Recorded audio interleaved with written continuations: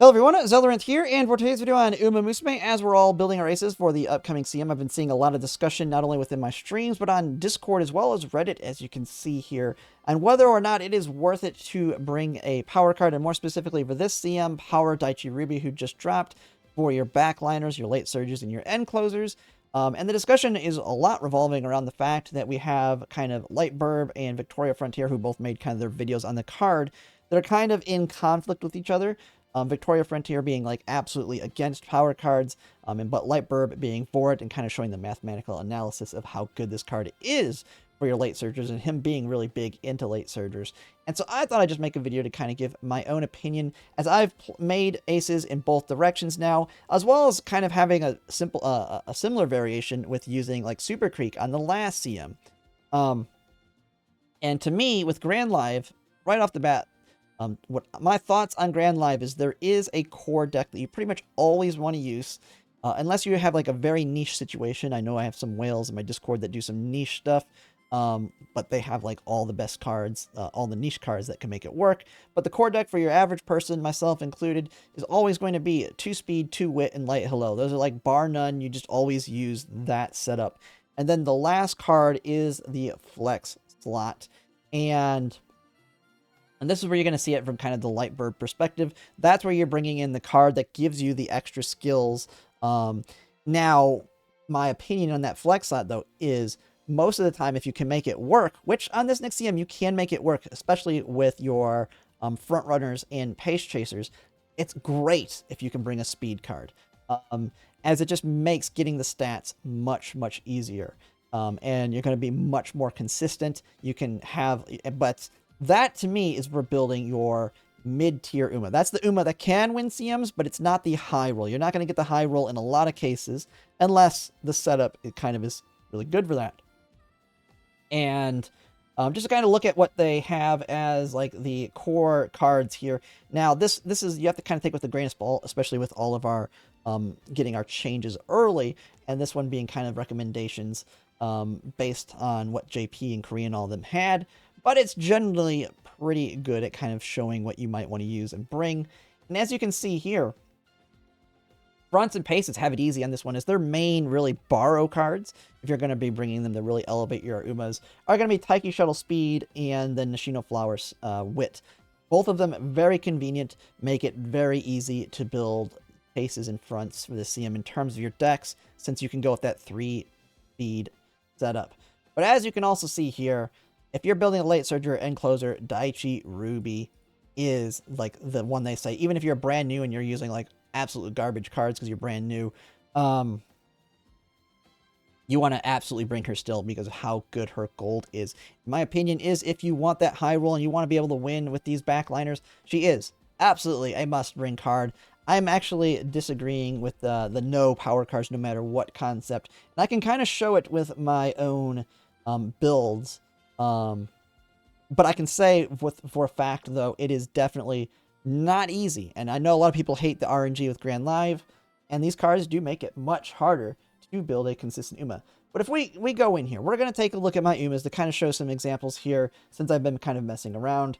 We'll use my first one, the Ogre Cap that won the last CM, as an example. And then this one didn't use Dai Ruby Power, but it still had the flex card of bringing Super Creek Stamina. And as you can see, we'll just look at the deck here. Now, I have more of a whale deck, but you can make this work with your average player who's been playing for a while. You might have Key to Sun Black instead of Summer Zensky, which then means you can use your own Fine Motion, and then another Wit card instead of Tokai Teo if you have to borrow Super Creek. So I feel like your average player should be able to have a deck similar enough to this if you've been playing a while. Or if you're new, this may not be possible. But this is just kind of like your sample deck here. As you can see, using Super Creek, I was able to max speed, get basically 1200 power, enough wit, as well as 900 stamina on her. And so we got everything you absolutely need here, flexing in a stamina card. Now, when it comes to a power card, I did build an Ogre Cap with Dai Ruby, an end closer one. Now, she's absolutely abysmal. You can completely disregard the skills. I will probably be making a video on Ogre Cap because while she can be very, very strong, End closers still have the same problem they've had in the past, where you need like really, really good inspirations, because you're not going to get any of the skills in Grand Live. To the point you'll have so many skill points, you're just buying random junk, because if you don't get them off inspiration or randomly off the skill hints from the concerts, then you just have to start picking up junk because there's nothing else to buy. So you can kind of disregard that. But as you can see here with my deck, this was one where I used Dai Ruby, and I built a decent stat-wise Christmas Ogre cap here. Did not hit max speed, but it's completely fine. I was close enough. This one, to me, it did have a couple misses in there as well. Very easily could have maxed speed still on here and had a very similar setup. Now, this is a Christmas Ogre, so I did sacrifice on stamina for that. But any average player can build a similar one to this with a similar deck. If you have a little bit more stamina sparks, there's 0 stamina sparks in my build here. I have Guts 3, of course, on the top of this one. But the rest of it is all power sparks. So I went very heavy into power on this one. Got the power up. Got the speed up. Got the wit. Enough stamina. Christmas Ogre cap. This is enough stamina. If you're building any other late surger or end closer, you can, of course, always build in some stamina sparks. I mean, if you have stamina here instead of guts, and maybe you sacrifice one of the powers for some stamina, you can easily get that up. I kind of low-rolled the stamina in this case. But as you can see, bringing her in, it is possible to hit the stats. It just took a lot of runs. And if you know how I play when it comes to my streams, I do glue a lot of my runs very early. Some of them before even the junior debut, because I feel like I'm already way too far behind. I do a glue a lot as soon as I get to that first concert. If I feel like that's bad, it takes a lot. There's a lot of RNG, and that is where I think Victoria Frontier comes into play on his thoughts. If you're wanting to try and get that ace quickly, especially if you're not willing to burn TP pots or carrots to do a lot more runs, you may want to not utilize this. But I will say, having tested out this Ogre cap, even with these absolute abysmal skills, she actually wins decently well in your average rooms that I've tested. Now, in rooms where it's my tryhards on stream, she still can win. She does win sometimes, but she's definitely not near strong. But with your average, and especially what we'll see with CMs, even with all these garbage skills, she's doing really, really well, primarily because of one thing, and that is Lightning Surge. If she hits her speed skills towards the end and starts passing and pops this off, she just launches alongside her ult. And you're going to see the same thing with your late surgers, and anyone else who's an end closer, that this is very, very strong. And the white one, while it can be good, is just not going to be enough to get that consistently high, strong hits to ultimately win, because you're needing to go in. It to me feels similar to the people who built, myself included, the Narita Taishin on the last mile. I believe it was the last mile. Narita Taishin being very strong, her ult having speed carry over into an encroaching shadow. Think of it from the same way on this one, but instead of encroaching shadow, you're doing lightning surge. Very, very strong. And so if you have a monstrous Christmas Ogre cap with all the mid-game, like mile corners, end closer corners, actually got Professor of Curvature to finish, you have your lightning surge hit and she just flies and wins very easily. But you can see the same thing with other Umas. Narita Taishin can also be very strong yet again. But it's only possible if you bring Dai Ruby. But it will take a lot of runs. If you want... The way I think about bringing Dai Ruby versus bring another Skeed card is another way that we've seen people try and get a little bit more consistency, even if it's not for the high roll, but consistently be able to build like a good enough Uma, is actually on the wit card side. And it's, to me, a similar concept between switching from 3 to 2 speed cards to bring that flex. On the wit card side, your high roll cards are going to be like your fine motion. They're going to get you the very high wit because of how good of a stat stick they are. But she has a problem of her initial friendship being so low. So what you're seeing is kind of a way to get a mid-tier roll, a good enough roll, especially if you don't need Speed Star. And this one, Speed Star is good on your Pace Chasers. So you really don't want to sacrifice her here. But I've seen on like the last CM, a lot of people sacrificed their fine motion and brought Dai with Scarlet. She's not going to get you the high roll, but her initial friendship, I believe, is 35. She has strong enough friendship bonus here.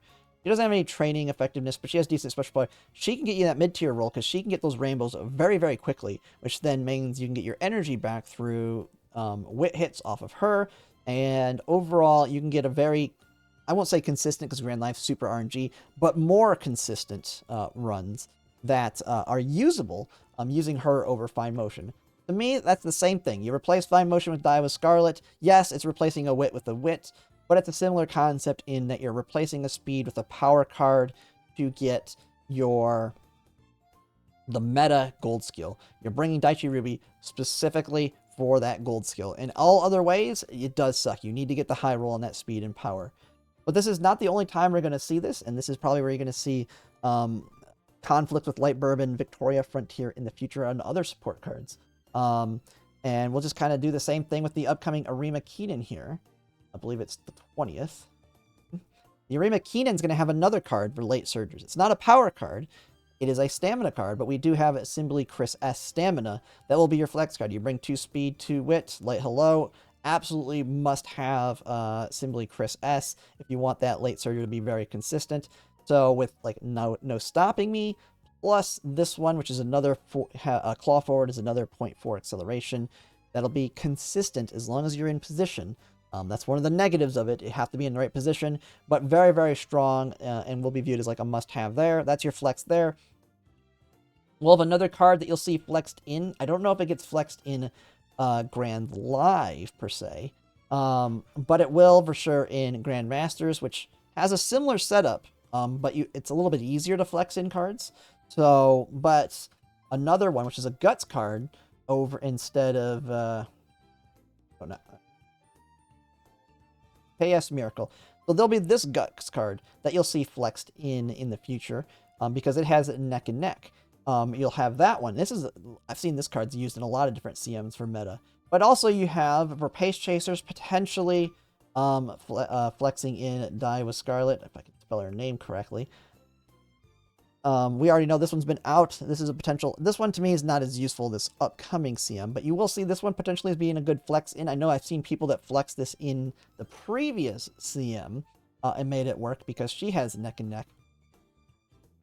But it is absolutely possible to make it work, and you will see, if you want that high roll, that is what you do. Now, CMs, maybe not as important, because as you can see, people make it to the finals with absolutely abysmal Umas still.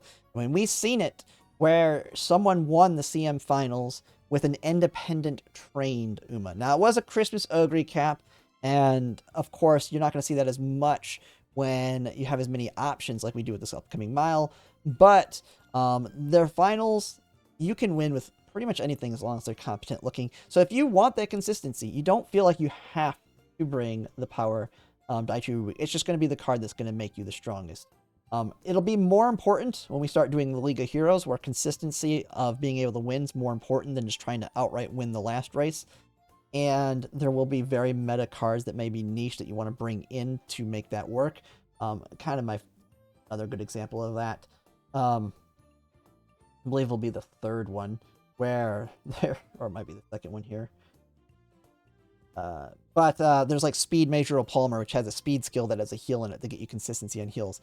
But we don't need to go too far into depth outside of kind of what we're talking about. I just thought I'd kind of discuss it because I've seen a lot of people wondering what to do when it comes to building your aces. I think you can be fine in the CM if you follow Victoria Frontier's advice and just don't use power cards. It is a pain in the ass. Like if you use anything outside of 3 speed, 2 wit, and hello, it's going to take you way more runs to make it work. Which, to me, this CM is actually very good for that deck if you go with Front or Pace. I used Camping Taiki Shuttle as an example. Very, very nice Uma. Like, if you have Camping Taiki Shuttle, to me, she's like a wheel. If someone called her a wheelchair Uma. She comes with Mile Maven and Neck built in. And the reason I say Pace Chasers and Frontrunners being their main borrows are Wit and Speed. You have Taiki Shuttle Speed and Nishino Flower Wit, which make it very flexible for building that 3-speed, 2-wit Light Hello deck, which as you can see here, I did on Taiki Shuttle. A little bit low on the stamina side on here, but you can high roll, and you get the convenience of the 3-speed, 2-wit. So don't feel pressured to use Daichi Ruby. If you want to use a late surger or end closer and not use that card, you can get Leap Forward and make that work. You'll definitely want to have it in your parents. Parents are very key in Grand Live, as you can see. if you don't get a good inspiration, you're gonna run out of skills to buy, especially on a end closer, and you're gonna be buying straightaway acceleration, or on on the way to our dream, or lucky 7 because I just outright bought everything. Parents are very key, and so and in this CM more particular, there's not like you're not gonna be able to flex in a card as easily that's gonna get you the skills you want, if you kind of look through the cards. But I think either way works. Just know that if you want the ultimate strongest Uma and have the easiest chance at winning your CM, you do want to bring the Daichi Ruby. It's just going to take you a lot more runs because of the RNG. You're needing these 2 speed cards to really pick up for what you're losing by bringing 1 less speed card. But that's going to be pretty much it. That's my thoughts on it. You can let me know in the comments what your thoughts are on it and whether or not you're using power cards or even something else to make it work, or if you're just going with the typical 3-speed to it. And like hello. But yeah, if you like my content, if you can like, comment, subscribe, it really helps. And thanks for watching.